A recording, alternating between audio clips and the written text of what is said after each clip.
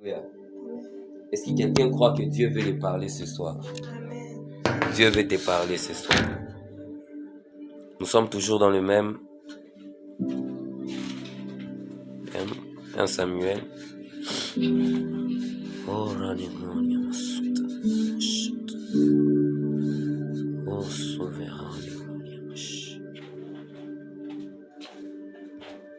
oh Zimari. 1 Samuel chapitre 16, nous sommes debout pour honorer la parole de Dieu. 1 Samuel chapitre 16, le premier verset, nous allons descendre. Je lis au nom de Jésus. L'Éternel dit à Samuel, « Quand cesseras-tu de pleurer sur Saül? Je l'ai rejeté, afin qu'il ne règne plus sur Israël. Remplis ta corne d'huile et va. Je t'enverrai chez Isaïe, Bethléemite, car je vis parmi ses fils celui que je désire pour roi. » Samuel dit, « Comment irai-je? Saül l'apprendra et il me tuera. » Et l'Éternel dit, « Tu amèneras avec toi une génisse et tu diras, je viens pour offrir un sacrifice à l'Éternel. Tu inviteras Isaïe au sacrifice. Je te ferai connaître ce que tu dois faire et tu aideras pour moi celui que je te dirai. » Samuel fit ce que l'Éternel avait dit et il alla à Bethléem. Les anciens de la ville accoururent effrayés au-devant de lui et dirent, « Ton arrivée annonce-t-elle quelque chose d'heureux? » Il répondit, « Oui, je viens pour offrir un sacrifice à l'Éternel. Sanctifiez-vous et venez avec moi au sacrifice. » Il fit aussi sanctifier Isaïe et ses fils, et il les invita au sacrifice. Lorsqu'ils entrèrent, il s'est dit, en voyant Eliab, « Certainement, loin de l'Éternel est ici devant moi. » Et l'Éternel dit à Samuel, « Ne prends point égard à son apparence et à la hauteur de sa taille, car je l'ai rejeté. L'Éternel ne considère pas ce que l'homme considère. L'homme regarde à ce qui frappe aux yeux, mais l'Éternel regarde au cœur. » Isaïe appela Abinadab et les fit passer devant Samuel, et Samuel dit, « L'Éternel n'a pas non plus choisi celui-ci. » Isaïe fit passer Shama, et Samuel dit, « L'Éternel n'a pas non plus choisi celui-ci. » Isaïe fit passer ses 7 fils devant Samuel, et Samuel dit à Isaïe, « L'Éternel n'a choisi aucun d'eux. » Puis Samuel dit à Isaïe, « Sont cela tous tes fils? » Et il répondit, « Non, il reste encore le plus jeune d'entre eux, mais il fait paître les brebis. » Alors Samuel dit à Isaïe, « Envoie les chercher, car nous ne nous placerons pas avant qu'il ne soit venu ici. » Isaïe l'envoya chercher. Or, il était blond, avec de beaux yeux et une belle figure. L'Éternel dit à Samuel, « Lève-toi, oins-les, car c'est lui. » Samuel prit la corne d'huile et l'oignit au milieu de ses frères. L'Esprit de l'Éternel saisit David à partir de ce jour et dans la suite. Samuel se leva et s'en alla à Rama. Que Dieu bénisse sa parole. On peut acclamer pour la parole de Dieu. Nous continuons toujours avec notre thème sur l'onction face au combat de la destinée. Alléluia. L'onction face au combat de la destinée.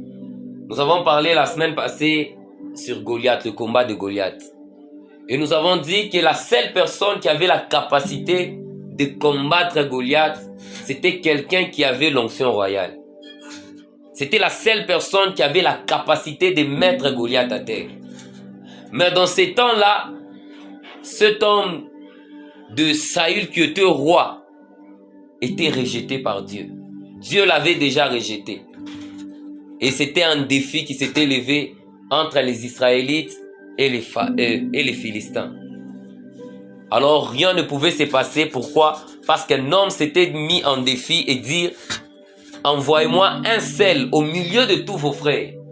Qu'un seul seulement vienne me battre. S'il me bat, on vous sera assujetti. Mais si nous on vous bat, vous nous serez assujettis. Et laissez-moi vous dire, tant que le combat n'était pas encore fait, Israël était toujours assujetti aux Philistins, parce que c'était les Philistins qui dominaient et c'était les Philistins qui étaient en train de donner ces défis. Nous avons comparé cette histoire à l'histoire de nos familles, à l'histoire de nos vies.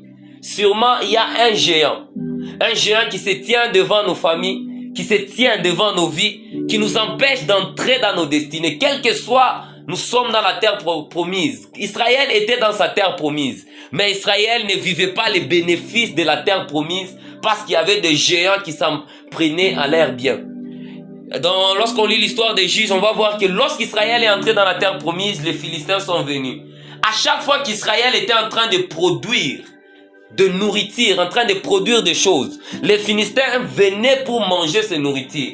Je ne sais pas, tes prières sont en train de provoquer une bénédiction dans le monde spirituel, mais peut-être qu'il y a un autre esprit supérieur qui est en train de se nourrir de tes bénédictions, qui est en train de se nourrir de la bénédiction de la famille. Si toi tu ne me donnes pas ton amen, Daniel est en train de me dire que pendant qu'il était en train de prier, il était en train de prier le vrai Dieu. Et le vrai Dieu l'avait exaucé. Mais il y a eu des esprits qui se sont levés dans les ciels pour stopper la prière de Daniel. Peut-être que tu fais des jeûnes, tu fais des sacrifices, mais il y a un géant qui s'est encore tenu, qui s'est déjà tenu, parce qu'il a déjà dit que sur cette famille, il n'y aura pas ceci, il n'y aura pas cela, il n'y aura pas ceci. Et malgré tes efforts, malgré ta consécration, malgré ceci, parce qu'un homme avait dit que dans notre famille, il n'y aura jamais un serviteur de Dieu. Tout ce qui t'arrive, tu ne fais que tomber. Que Dieu nous bénisse. Parce qu'un homme avait parlé. Et le Dieu des Philistins, ce sont les dieux des divinations, des dieux qui prédisent.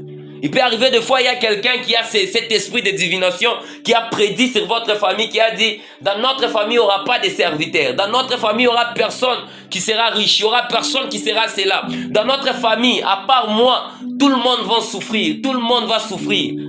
Pourquoi? Il y a des gens dans des familles, pendant qu'ils étaient encore dans des villages, avant que nous ne puissions naître dans leur temps, ils ont touché au fétiche juste pour être un bon pêcheur. Ils ont touché au fétiche juste pour être un grand chasseur. Et pour ça, il a mis toute sa famille, il a pris son sang, il a pris le sang que tu portes, il a mis ça sur un autel. Et cet autel est encore en train de te réclamer pourquoi on avait servi ton père. Ces esprits sont encore en train de nous réclamer pourquoi on avait servi vos ancêtres. Alors vous devez aussi nous servir. Ils sont venus prendre. En soi, pourquoi les Philistins et les gens, Goliath s'étaient retrouvés dans ce combat-là? Avant que Israël ne soit appelé Israël, la terre d'Israël, cette terre-là avait un autre nom, ça s'appelait Canaan. Et à Canaan, il y avait beaucoup de peuples. Il y avait même des Anakim, d'où cet homme Goliath faisait partie. Il est fils des Anakim. Mais les Philistins étaient venus, ils ont chassé les Anakim. Ils ont pris la place de Canaan. Mais lorsqu'Israël est encore venu en puissance, ils ont aussi chassé les autres pays, les autres nations, et ils ont pris Canaan, ils ont donné le nom de Israël. Quelle que soit c'était la terre promise, quel que soit c'était dans leur terre où coulait le lait et le miel, ils ne pouvaient pas bénéficier de ces miels-là. Ils ne pouvaient pas bénéficier. Pourquoi? Parce qu'il y avait un combat entre les Philistins. Et c'était une opprobre aux yeux de tout Israël. Alors il fallait qu'il y ait quelqu'un qui sortira sa tête pour tirer cette famille-là d'Israël. Parce que là, Israël, ce n'est pas qu'une nation, Israël, c'est une famille. Il fallait qu'il y ait quelqu'un qui sortira au milieu des camps, au milieu de tous, pour tuer cette personne-là. Et cette personne-là, nous avons dit que c'était David. C'était David qui a terrassé ce Goliath. C'était David qui a libéré, qui a affranchi Israël de ces combats. Maintenant, j'aimerais parler de cet homme de David. Pourquoi et comment est-ce que David est parvenu à faire tomber son Goliath? Que Dieu nous bénisse. C'est le sujet de ce soir. Et je prie que cette parole soit vraiment un message pour quelqu'un ce soir. Je prie que le Saint-Esprit puisse parler à quelqu'un à partir de ces messages. Lorsque Dieu a rejeté cet homme de Saül, Dieu a commencé à se chercher un autre homme. Et dans la manière de Dieu de choisir un homme, dans la manière de Dieu de choisir une personne, d'élire quelqu'un, Dieu ne lut pas une personne parce qu'il est l'aîné de la famille. Dieu ne lut pas une personne parce qu'il est le plus grand dans la famille. Quand Dieu a choisi Joseph, c'est pas parce qu'il était le plus grand. Alléluia. Et quand Dieu a choisi David, ce n'est pas parce qu'il était le plus grand ou parce qu'il était le plus petit. Dieu ne choisit pas qu'il est le petit. Dieu ne choisit pas qu'il est le plus petit. Dieu a sa manière de choisir. Et il a dit, arrête de pleurer sur Saül. Je l'ai déjà rejeté. Mais je trouvais quelqu'un selon mon cœur. Alléluia. Donc Dieu choisit une personne selon son cœur. Dieu choisit une personne selon son âme. Il a dit, je trouvais quelqu'un selon mon cœur et selon mon âme. Et la semaine antérieure, nous avons parlé de l'âme de Dieu. Que si tu veux connaître l'âme de Dieu, suis l'histoire de Jésus et tu connaîtras comment est l'âme de Dieu. Parce que Jésus, c'est l'image du Dieu vivant.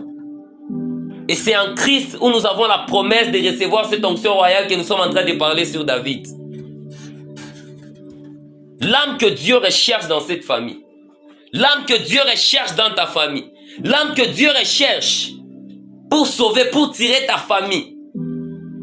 Ce n'est pas une prière profonde où tu es dans les secrets, en train de prier, ta voix est fermée, en train de jeûner, ta voix est fermée. Ceux qui étaient à l'armée, ceux qui étaient à la guerre, c'était des guerriers. C'était des guerriers, des combattants, mais ils n'ont pas pu tuer ces Goliaths. C'est pourquoi tu verras, tu as un frère, c'est un pasteur. Tu as un oncle, c'est un pasteur. Mais l'appel de Dieu est sur toi pour libérer ta famille.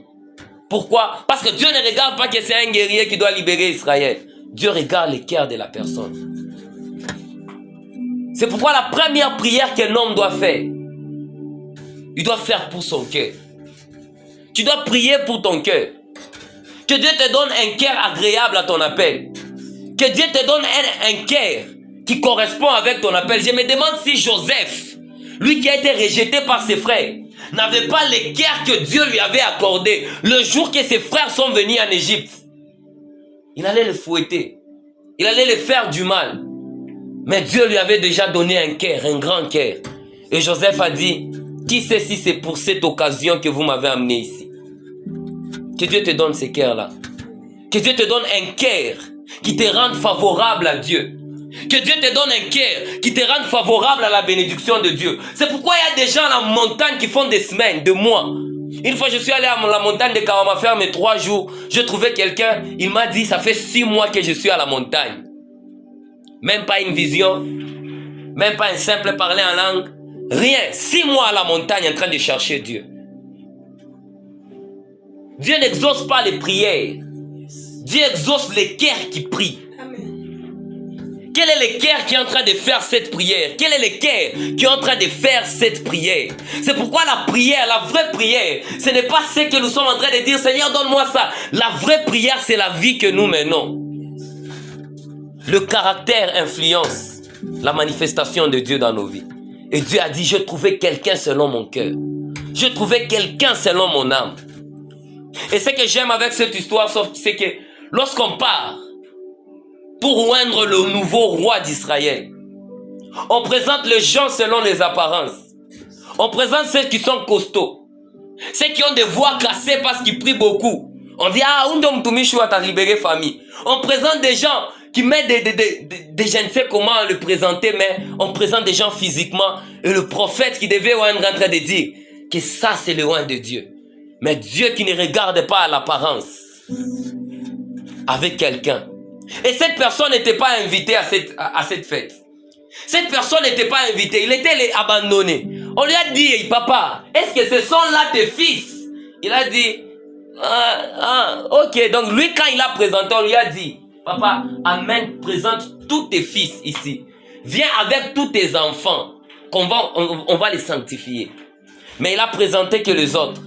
Mais il a négligé quelqu'un. Il a négligé un David. Il a négligé un David.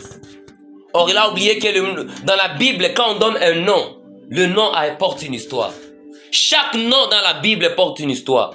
Jésus s'appelle Jésus parce que c'est un sauveur. Jésus qui veut dire sauveur. Et David veut dire aimé de Dieu. Aimé de Dieu. David. Il était l'aimé de Dieu, même si aux yeux des hommes, il n'était pas le plus aimé. Il n'était pas l'aimé de son père, mais il était l'aimé de Dieu. C'est ça qui fait la différence quand un homme t'aime, quand un homme Hein, et quand Dieu le fait, alléluia, lui il était l'aimé de Dieu.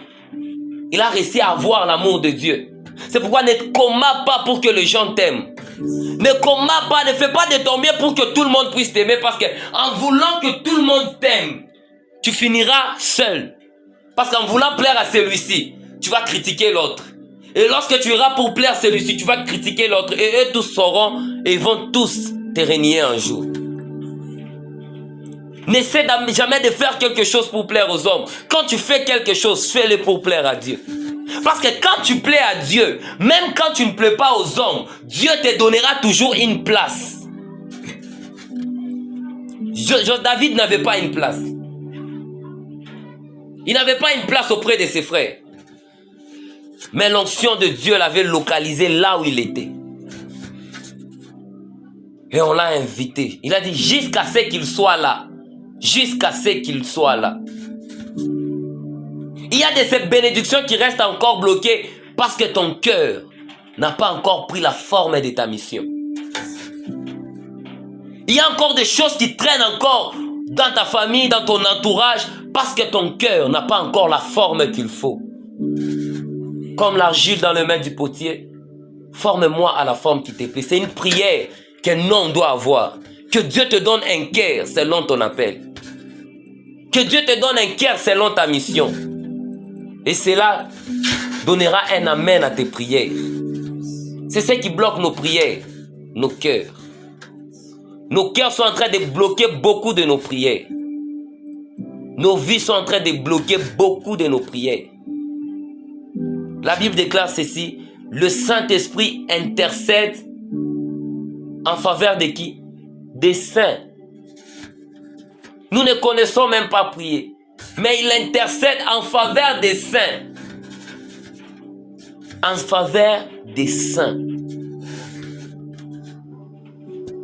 C'est pourquoi même le vrai parler en langue, c'est la vie que nous menons.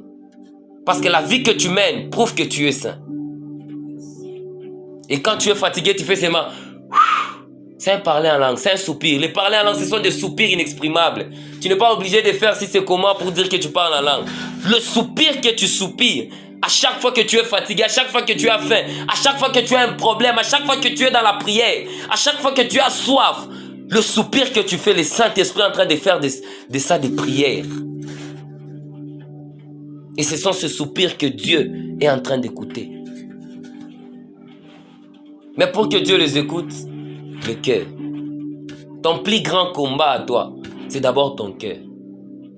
Lorsque tu deviens l'homme selon le cœur de Dieu, Dieu te donne son onction et tu combats le combat de ta famille.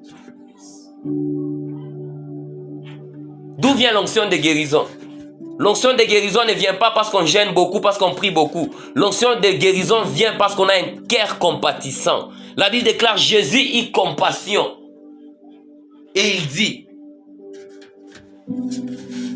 le cœur est le moteur de la vie sur cette terre. C'est pourquoi on dit, gardez votre cœur plus que toute autre chose. Car d'elle vient le source de la vie.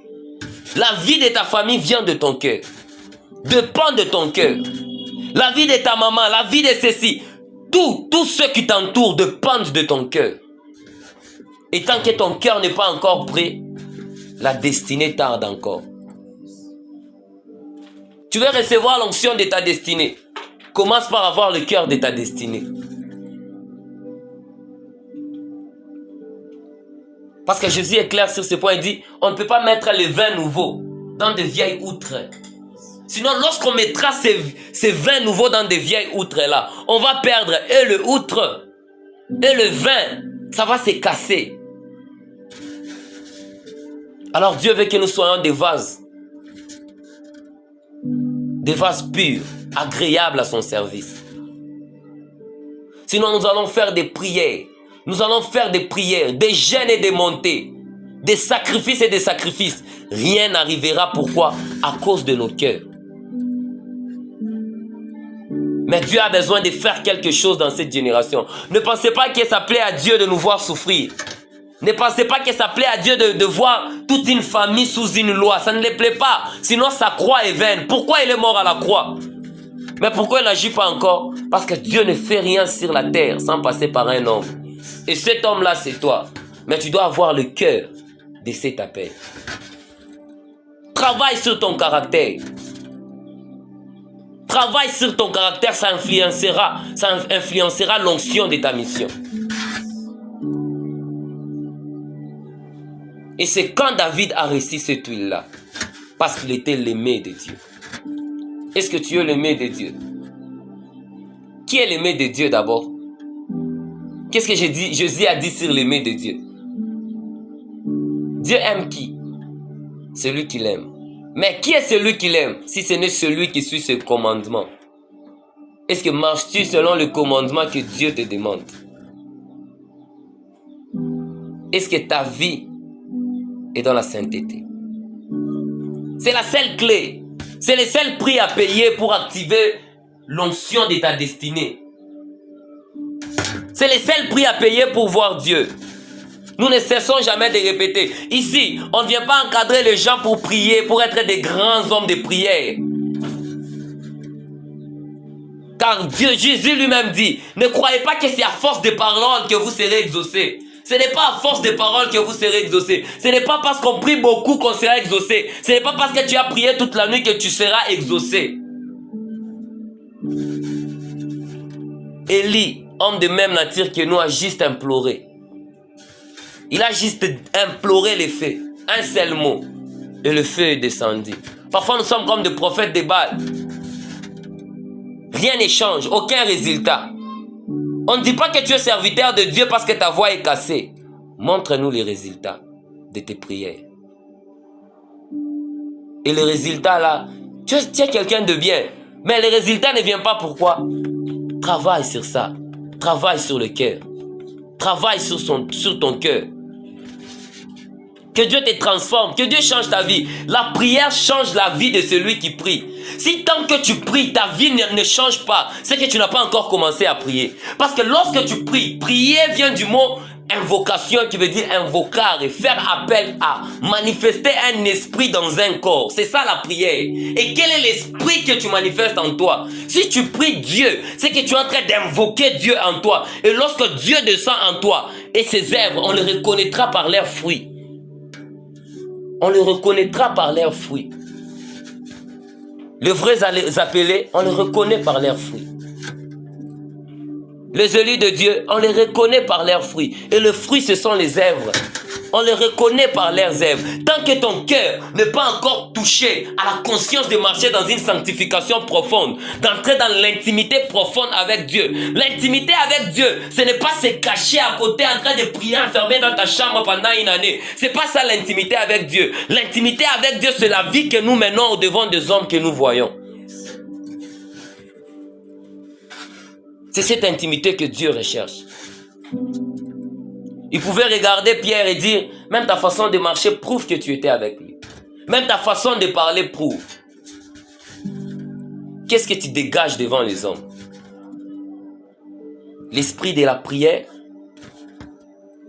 ou la voix cassée dans la prière? Dieu a besoin d'entrer dans un corps. Il cherche un homme. Il dit, je cherche un seul homme, un seul homme. Dieu cherche un seul homme au milieu de tout ce. Il cherche un seul homme, un seul seulement, qui dira, Seigneur, me voici. Me voici. Dieu veut que quelqu'un dise, me voici. Que quelqu'un se consacre totalement. Ta manière de faire les choses, ta manière de vivre. Quelle est la prière que Dieu exauce? La prière de la foi. Amen. Or, c'est quoi la foi? La foi, c'est une démonstration de ce qu'on espère. Alléluia. La foi est une démonstration de ce qu'on espère.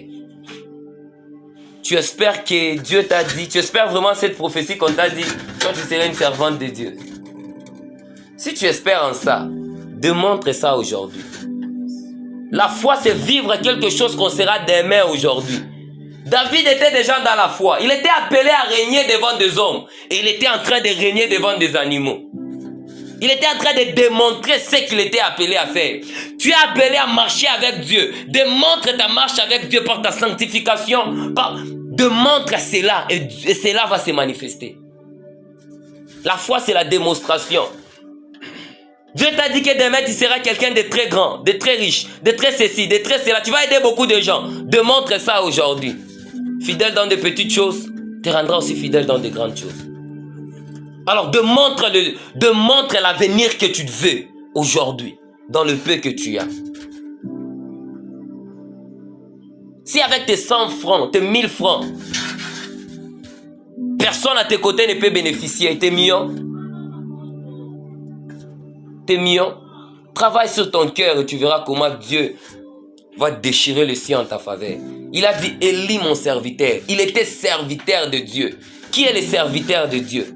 Si ce n'est celui qui fait ce que Dieu dit.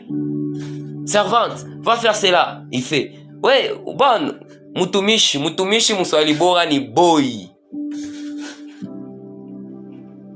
Fais ça, fais ça, fais ça, fais ça, fais ça. L'obéissance vaut mieux que les sacrifices. La vraie prière, ce n'est pas la prière du sacrifice où tu te mets à genoux en train de prier. La vraie prière, c'est la prière de l'obéissance que tu es en train de vivre au milieu des hommes. Alléluia. C'est ça la vraie prière. La prière que Dieu recherche, c'est ton caractère. C'est pourquoi il a donné une loi. Il a dit, cherchez premièrement le royaume des cieux. Cherchez d'abord le royaume des cieux. Et autres choses vous seront données par-dessus tout. Pourquoi? Le royaume des cieux, c'est l'esprit de Dieu que nous avons. Dans le royaume des cieux, il n'y aura pas de malades. Lorsque tu cherches le royaume des cieux sur cette terre, la foi, c'est démontrer, c'est une démonstration. Tu crois que demain, il n'y aura pas de malades. C'est alors que l'onction de guérison viendra parce que tu as l'esprit de l'éternité. Or, dans l'éternité, il n'y aura pas de malades. Et Dieu active cela dans le présent.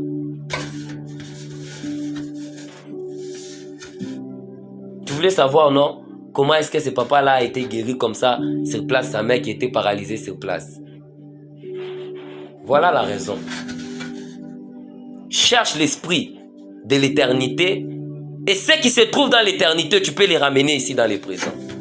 Si dans l'éternité, il n'y aura pas de souffrance, c'est possible à cause de l'esprit de l'éternité que tu portes, que tu commences à enlever la souffrance dans la vie des gens. Si dans l'éternité, il n'y aura que la lumière, c'est possible, toi qui portes l'esprit de l'éternité, que dans le présent ici, dans ce présent, que tu puisses amener la lumière dans les ténèbres qui est dans vos vies, dans les ténèbres qui est dans votre famille, dans les ténèbres qui règnent encore. Mais comment est-ce qu'on reconnaît que cet homme a l'esprit? C'est par les fruits. Et le fruit, c'est ce qu'on appelle les caractères. Les caractères influencent l'onction du serviteur.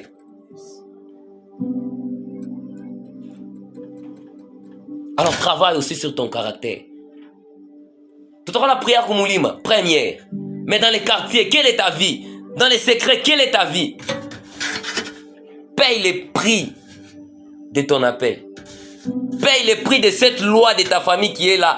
Accepte de te priver d'autres choses pour aboutir à l'onction qui va détruire les géants qui résistent encore sur toi.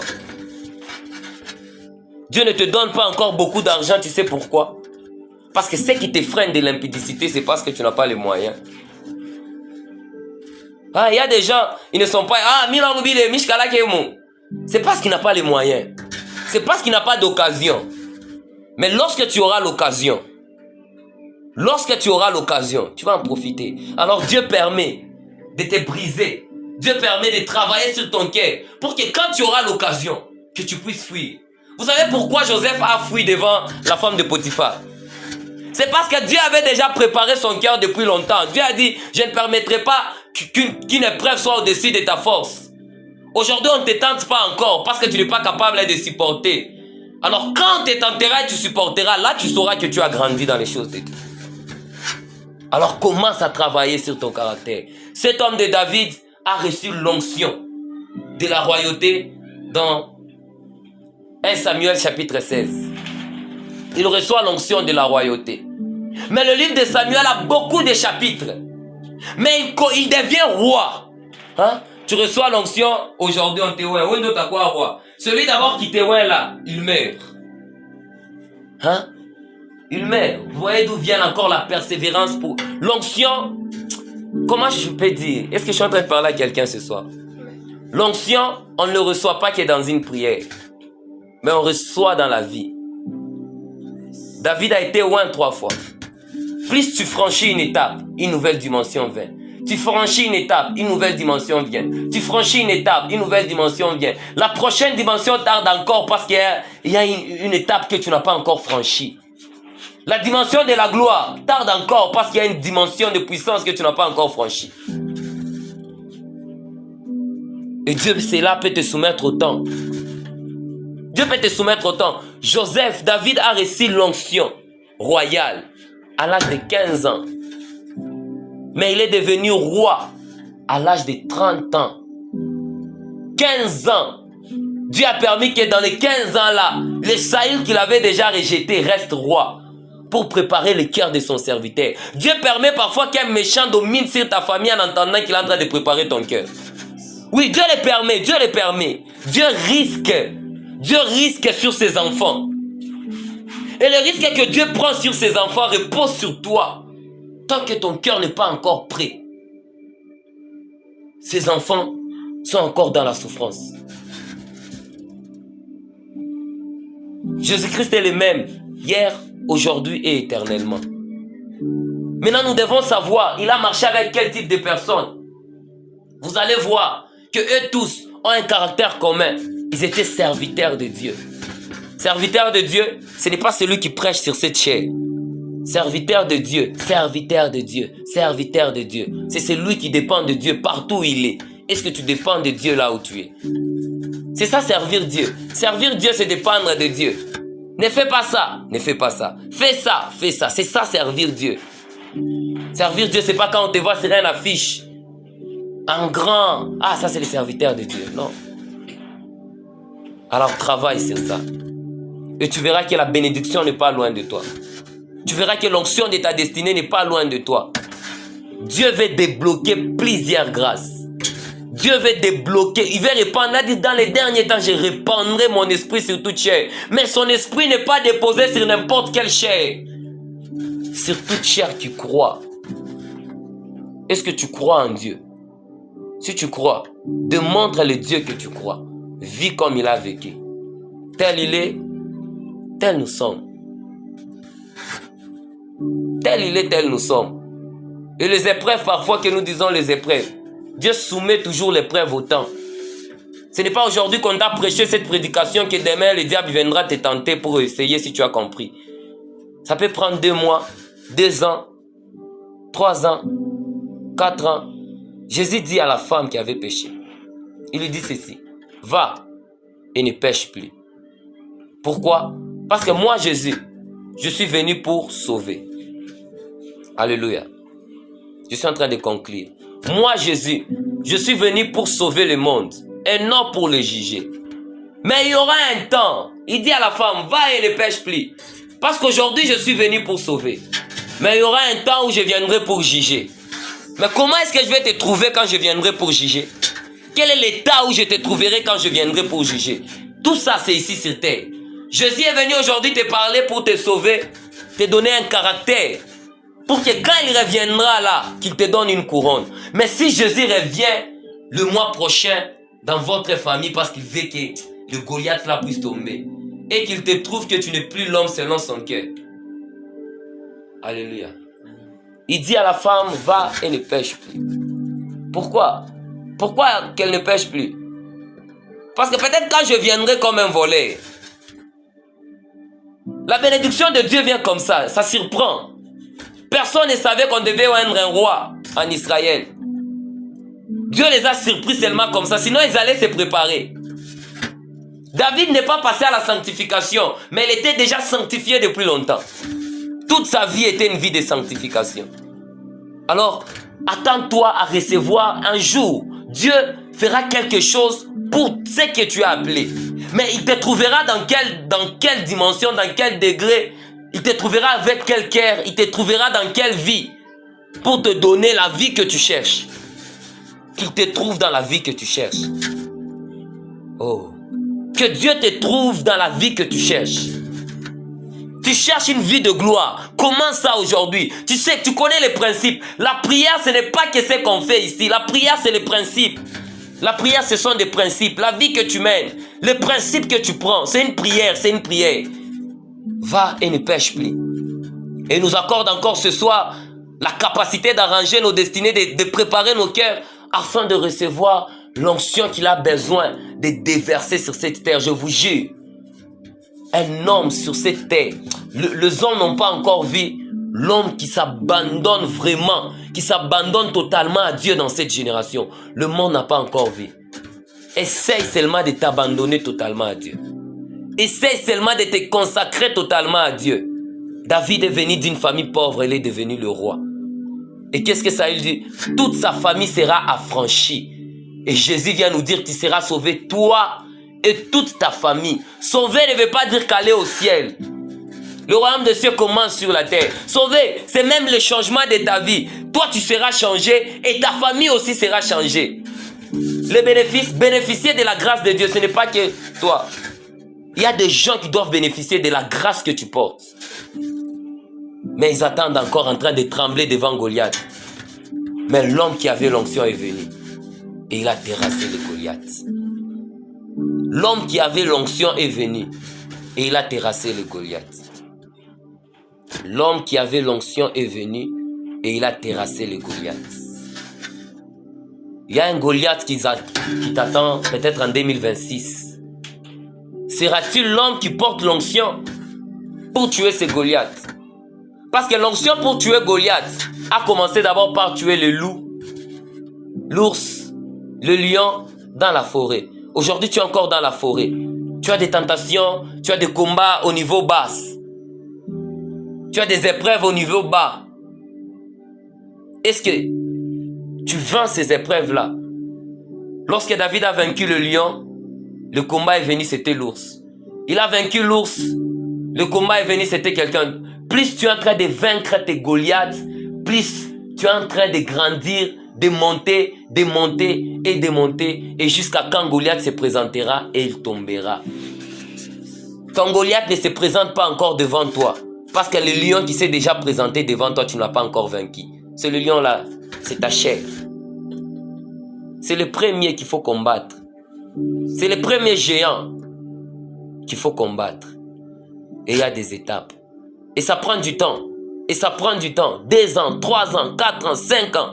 Jusqu'à tel point, boum, une explosion. L'ange de l'Éternel lui apparut dans une flamme de feu et dit, Moïse, Moïse. Il y aura un temps où Dieu va te brisquer avec la bénédiction. Il y aura un temps où Dieu va te brisquer. Seras-tu comme ces 5 vierges folles ou ces 5 vierges sages? Auras-tu de l'huile dans ta lampe ou bien ta lampe sera vide? Quand il viendra là? Quand il viendra? Il est venu quand? Selon les Écritures. Il est venu pendant la nuit. Alléluia. Le feu de vos rangs est venu pendant la nuit. Mais si tu n'as pas d'huile dans ta lampe, même si on met le feu, ce feu-là ne va pas brûler. Il est venu pendant la nuit. Et nous avons dit la nuit, c'est les ténèbres. Les ténèbres, c'est le combat, c'est les épreuves, c'est les souffrances. Il viendra pendant ta souffrance. Mais que l'homme qu'il trouvera dans la souffrance, trouvera-t-il Job? S'il trouve Job, le serviteur de Dieu, intègre dans sa voie, regardez le sort de Job. Ou bien trouvera-t-il Saül, le rejeté de Dieu? Il a échoué de tuer le Goliath.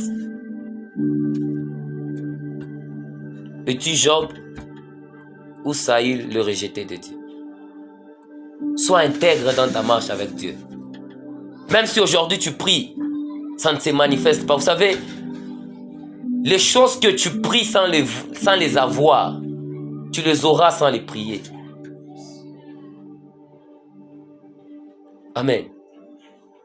Les prières que tu fais sans les avoir, Tu les auras sans les prier. Si toi, tu ne me donnes pas ton amen, Zacharie est en train de me donner son grand amen. Zacharie priait pour un enfant. Donne-moi un enfant, donne-moi un enfant. 40 ans ménopause. Il ne priait plus. Mais lorsqu'il a vieilli, l'ange de l'Éternel lui apparut dans sa vieillesse et lui dit, ta prière a été exaucée. Quelle est cette prière qu'il a été exaucée? La prière qu'il faisait. Tes prières que tu fais aujourd'hui sans le voir, tu les auras même sans les prier. Mais les caractères restent intègres. Les secousses viendront. Les secousses viendront. Les épreuves viendront. Le diable viendra pour te secouer. Mais sois quelqu'un qui est bâti sur le rocher. Sois quelqu'un qui est bâti sur le rocher, qui est fondé sur Dieu. Toi, tu penses à toucher à la magie seulement quand il y a crise. Donc, tu n'es pas encore brisé. Et tu penses au mariage seulement quand ta chair te réclame. Tu dis, au lieu de pécher comme ça que je me marie, tu ne vas pas te marier aujourd'hui. Dieu va geler jusqu'à ce que ton cœur soit prêt. Que Dieu nous aide. Alors aujourd'hui, je suis venu avec ces messages pour préparer quelqu'un à cette onction qui est en train de venir dans sa vie. Je suis venu avec ces messages pour préparer un cœur à cette gloire qui est en train de... Ne dis pas que je suis un enfant. Dieu ne regarde pas les enfants. Dieu regarde les cœurs. David était un enfant lorsqu'il a reçu cette onction. Il n'était qu'un enfant. Et c'est un enfant qui a terrassé Goliath. Ne dis pas, j'ai pas étudié, j'ai pas fait ceci, j'ai pas fait cela. Dieu ne regarde pas à l'apparence. Le diplôme, les ceci, ce sont les apparences matérielles, physiques que les hommes ont. Mais Dieu regarde au cœur. Alors Dieu cherche un seul homme intelligent. Un seul homme intelligent. Intelligent pour Dieu, ce n'est pas faire des 10 sur 10 à l'école. Intelligent pour Dieu, c'est de rester intègre dans ses voies. Est-ce que je suis en train de parler à quelqu'un ce soir? Est-ce que je suis en train de parler à quelqu'un ce soir? Reste intègre dans ta consécration. Même si tu ne le vois pas aujourd'hui, même si tes prières ne sont pas exaucées aujourd'hui, ça viendra, ça viendra, ça viendra. Il y aura un tout à coup. La Bible déclare, ils étaient en train de prier dans la chambre haute et tout à coup, vient du ciel comme un bruit. Il y aura un bruit qui viendra dans ta vie. Et toutes les personnes qui t'ont oublié viendront vers toi. Et lorsque ce bruit s'est fait dans la chambre haute, tout le monde est accouru vers la chambre haute. Tout le monde est accouru vers la chambre haute. Aujourd'hui, tu forces encore. Parce que tu n'as pas encore l'onction de ta destinée. Demain, tu ne forceras pas. Mais pour que demain, tu ne forces pas, accepte de payer les prix du parcours. Accepte de payer les prix du parcours. Je finis par ces choses. Adam. Adam. Il y a eu un premier Adam. Vous savez pourquoi le premier Adam a échoué son ministère? Le premier Adam a commencé déjà grand. Le premier Adam a commencé déjà grand.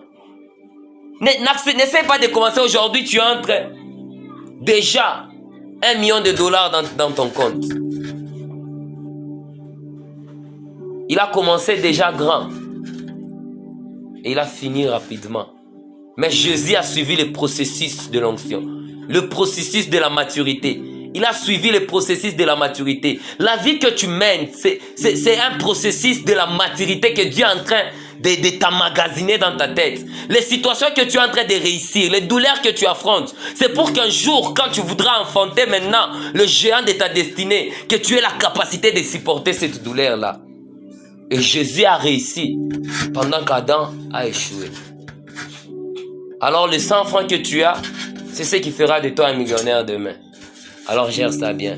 Que Dieu bénisse sa parole. Inclinons nos têtes. Tu as prié pour ton cœur. Tu vas dire à Dieu, Seigneur, donne-moi un cœur patient. Et un cœur patient doit être poursuivi de la persévérance. Dis, Seigneur, donne-moi un cœur patient et un cœur persévérant. Fais de moi un homme intègre. C'est toi qui crées le vouloir et le faire. Alors donne-moi un cœur selon mon appel.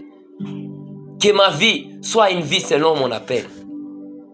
La Bible déclare quiconque invoquera le nom du Seigneur sera sauvé. Quiconque invoquera le nom du Seigneur sera sauvé. Quiconque invoquera le nom du Seigneur sera sauvé.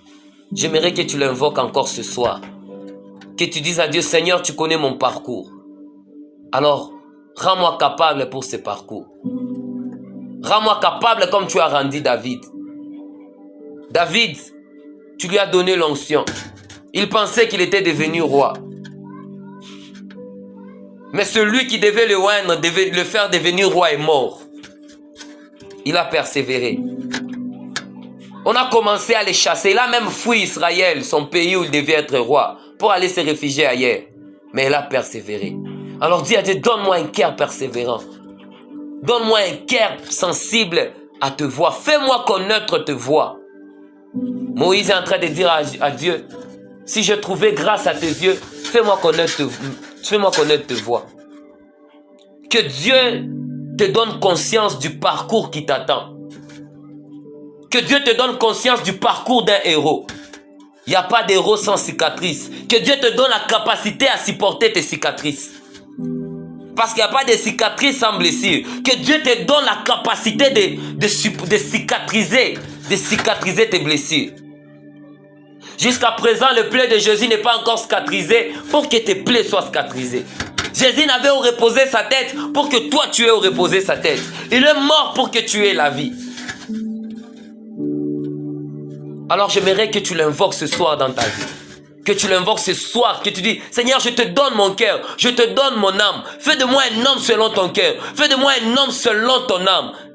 Que mes pensées soient tes pensées. Comme tu as dit dans ta parole, que tu mettras tes pensées dans nos cœurs. Alors ce soir, que toute pensée qui montera en moi, que cela vienne de toi. Que toute pensée qui montera en moi, que cela vienne de toi. Donne-moi un cœur sincère, une consécration sincère, une vie chrétienne sincère. Seigneur, fais de moi un homme sincère dans mes voies. Un homme sincère là où les gens ne me voient pas. Un homme sincère là où les gens me voient. Un homme sincère partout. Seigneur, je vais être Christ. Je vais être comme Christ. Je vais être chrétien. Chrétien veut dire celui qui est comme Christ. Je vais être comme Jésus. Mais je ne peux pas être comme Jésus sans Jésus. Alors donne-moi le cœur de Jésus.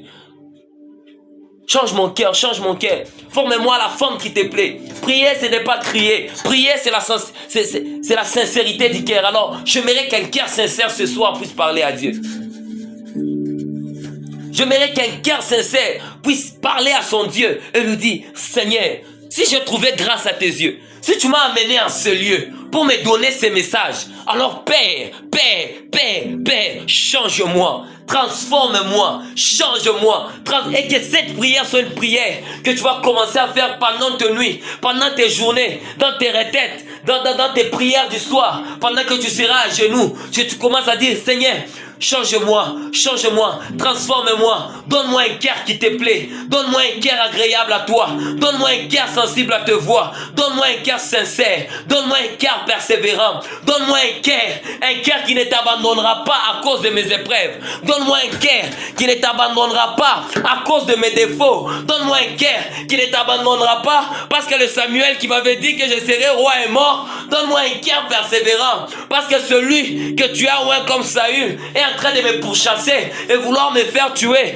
Donne-moi un cœur qui persévère parce que je n'habite plus Israël. J'ai quitté ma terre promise. Je suis maintenant ailleurs en train de me réfugier. Seigneur, donne-moi un cœur afin que je parvienne là où tu me vois. Donne-moi un cœur afin que je parvienne là où tu me vois. Donne-moi un cœur capable de supporter les épreuves. Donne-moi un cœur capable de franchir le mur qui reste encore devant moi. Donne-moi le cœur capable de supporter les étapes de la vie. Donne-moi un cœur capable de me maintenir dans les étapes de la vie où tu me mènes. Dans la pauvreté, que je reste à toi. Dans la souffrance, que je reste à toi. Donne-moi un cœur intègre comme tu as donné à cet homme. Korabashanda. Parega de lo sakirabaya. E libro saudeve. E grada la usharabaya. Malebrada shete.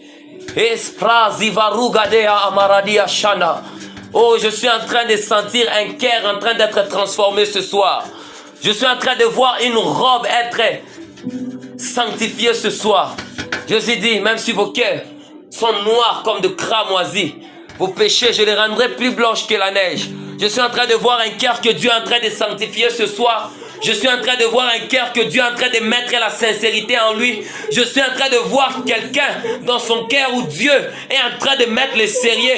Car Dieu est sérieux avec ceux qui sont sérieux avec lui. Je vois quelqu'un que Dieu est en train de mettre le sérieux dans sa consécration, le sérieux dans ses épreuves, le sérieux dans ses combats, le sérieux. Oh Rabashanda Rabababa. Il y a des choses que Dieu est en train de faire dans le calme. Il y a des choses que Dieu est en train de transformer des cœurs en sérieux. Dieu est en train de briser des cœurs de pierre et de faire des cœurs de chair. Dieu est en train de briser des cœurs de pierre et en faire des cœurs de chair. Tu étais insensible à la pornographie, à la masturbation. Dieu est en train de te donner un cœur intègre, un cœur qui te donnera la capacité de dire non à ceci, de dire non à cela. Dieu est en train de te donner un cœur capable de dire non. Merci Seigneur pour ce que tu es en train de faire. Dépose Seigneur. Tu as dit tu n'envoies pas ta parole et ta parole ne rentre pas chez toi sans faire. C'est pourquoi elle a été appelée. Seigneur, tu nous as envoyé cette parole afin de changer nos cœurs. Que cette parole s'accomplisse maintenant. Que cette parole entre dans nos cœurs. Que cette parole transforme nos cœurs. Que cette parole nous inonde ce soir. Et que lorsque nous quitterons ce lieu, que nous quittons avec des cœurs neufs, avec des cœurs nouveaux. Oh Sabrigado, Sharababa, Maregade Lodasi, Paranagada Bashanda, Oh Zali Aranagadesh, Habra. Donne-nous des cœurs fidèles, Seigneur. Donne-nous des cœurs fidèles à toi. Donne-nous des cœurs fidèles à toi. À chaque fois qu'on se tiendra devant des montagnes, si on ne peut pas les escalader, alors Seigneur, on va les aplanir. Parce que tu nous as donné un grand cœur. Marado Shabro Kotozia. Zubres Escobri Katuzuva. Merci Seigneur.